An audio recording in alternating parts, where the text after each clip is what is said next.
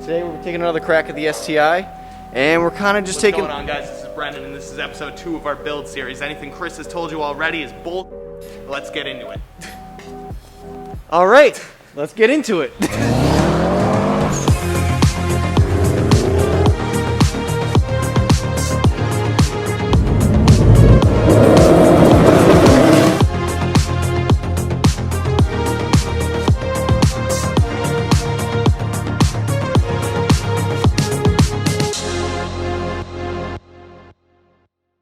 What's going on, guys? Welcome to the Subimods YouTube channel. This is episode 2 of our STI build series. So today we're going to be kind of running through some of the things you would want to get if you just picked up an STI, you've never really worked on cars before, and you're looking to put together like a starter toolkit, so to speak. So the most important thing you'll note, starting from the basics, if you don't already know, ratchets come in 3 different sizes, ranging from 1/4 inch to 1/2 inch. Every ratchet's going to kind of have a different purpose. You're never going to be able to take a wheel off with this. That's where you'd want a 1/2 inch. But if you're taking off something small, you can't necessarily get a big tool into, that's where a 1/4 inch is going to help you out. We'll kind of run through some of that as the series goes on, but for now we're going to cover just the basics of what you're going to need. So an essential I always like to have in my toolkits is going to be a tire repair patch kit. Always important. If you blow a tire on the side of the road, guys, this might be what you need to get you home. They're like 15 bucks at Harbor Freight. It's a great thing to have, and worst comes to worst, if you don't use it yourself, you probably find someone on the side of the road who might need one. Like Brian, who's gone through 3 tires in his Supra this week.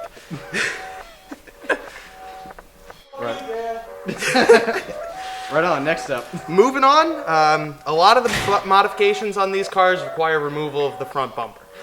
Whether it be hella horns, whether it be fog lights, whether it be bezels, doesn't really matter. At some point in time, you might take the front bumper off your STI. These panel poppers are gonna save you a ton of time, super good to get into clips with, super good to pry off door panels or anything like that if anybody likes doing audio work or anything like that. Overall, a good essential to include in your toolkit. Now another one, for some of you new to working on car kind of guys buying used vehicles, you'll notice that oil filters after a couple thousand miles can be like literally the worst thing to take off ever. One of these will save you a ton of time and a ton of hassle, super easy, never have to worry about burning your wrists on a hot exhaust manifold again, said and done. Moving down the line a little bit further, guys, another couple of things that are going to be essential are going to be both wrenches and sockets, as some things you're just not going to be able to get a socket into, other things you're just not going to be able to get a wrench into. Can you explain why we got the colorful ones? So we got the colorful ones because here, members of our team like to lose tools and use tools without... Which member specifically? I don't want to say any names, but whoever took my flex head ratchet is going to experience a hellfire. Well, all I'll say is it rhymes with Bedro. Bedro. Bedro. Continuing on down the line, going in line with having a couple different sized ratchets, you're going to want a couple different sized sockets. Here we have 3/8, 1/4 inch, and 1/2 inch. You'll notice that with the kind of rough breakdown between them, you'll see we only got 1/2 inches in a shallow socket. This isn't necessarily what you want to do. You're going to make sure you have these ones across at least a 3/8 and a 1/4 inch. Was that an oversight on the marketing team? That was an oversight on the marketing team entirely, yes. All right, I'll take 1 L for that one. All right. The biggest reason for that, guys, is so the longer the socket, the least leverage you're going to have on it. So if you're really struggling to get that bolt off and you're trying to use a deep socket when you can be using a shallow, you increase your chances of stripping that nut probably tenfold. Whereas if you use a shallow socket like one of these, you're nice and tight to it, you don't have to worry about the ratchet pitching sideways, and that bitch will come right off. When would you want to use a deep one? You would want to use a deep socket in a situation where you can't get a shallow socket there. So say there's something else, kind of in the way, you can't really get a wrench on it, you can't really get a shallow socket on it, you need to have like 1 inch more depth into it, that's where you're going to use a 1/2 inch, or sorry, a deep socket, excuse me.